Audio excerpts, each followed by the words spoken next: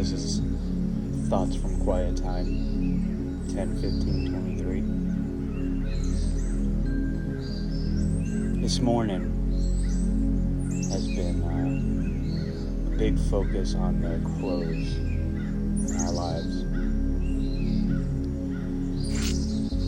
The crows, biblically speaking, would be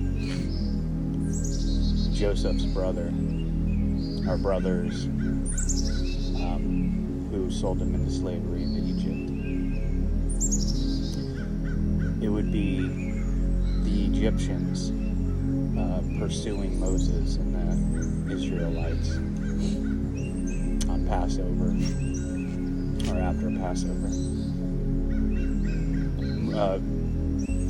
The crows in our lives would be the people, Pontius Pilate, and all the other people like myself that called for Jesus' execution. And what I mean by crows in our life is those aspects, those figures, those people that move you into where God's trying to get you to go. Think about it this way. Starting with my first example with Joseph and his brothers. If Joseph wouldn't have been sold into slavery or sold into Egypt, he would have never made it to be that second in head position. And, if you guys know that story, that position allows him to save not only his family, but Israelites, plenty of other people. Had the Egyptians not have pursued Moses and the Israelites, they wouldn't have left. And we have proof of that for them saying, oh man, we should just go back because at least we had food, we should go back, we got this, we should go back, constantly complaining about where they're going.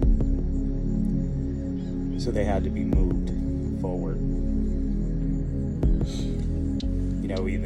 Even the execution of our Savior, he had to be executed. He had to be. It's what moved everything forward. And so these crows in our lives, they're these pieces that God uses to move us forward. In other words, they're secondary.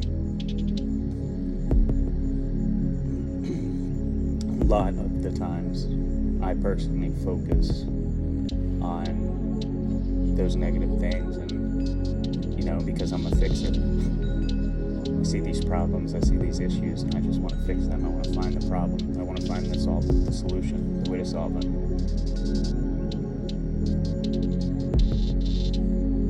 But from what I'm starting to understand is that maybe the problems aren't meant to be solved. They're meant to move.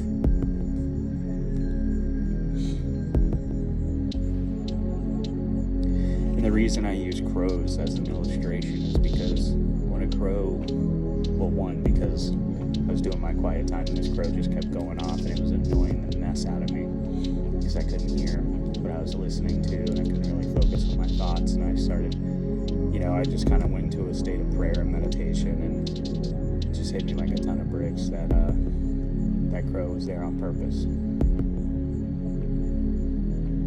And that's the point, the crows are there on purpose. And they are annoying. And they are disruptive. And they throw off what you're trying to do. But if that crow would not have been calling, I wouldn't have understood this concept the way that I am right now. I wouldn't have been able to relay it to you, whoever is out there that God might be trying to reach to talk to about this, like myself. So that's the point I'm trying to make, is that the crows in our lives are secondary. They're secondary to God's plan because God is sovereign.